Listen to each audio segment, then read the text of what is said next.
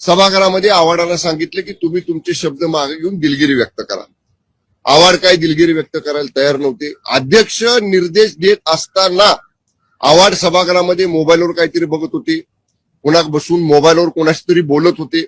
बिलकुल गांभीर्य, एवढं अपमानास्पद वक्तव्य स्वतःच्या तोंडून गेल्यानंतर माणसाला समजा चुकून गेलं तर माणूस अपमानास्पद वाक्य मागे घेण्यासाठी त्याच्या चेहऱ्यावरती हावभाव दिसतात. शून्य हावभाव आव्हाडांच्या चेहऱ्यावर होते.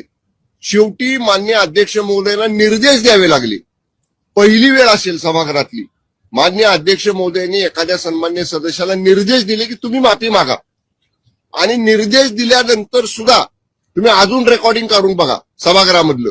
निर्देश दिल्यानंतर सुद्धा हातवारे करत काही हावभाव चेहऱ्यावर न दाखवता आव्हाडांनी मी दिलगिरी व्यक्त करतो म्हटले. पुन्हा मान्य अध्यक्ष महोदय म्हणले तुम्ही शब्द मागे घ्या.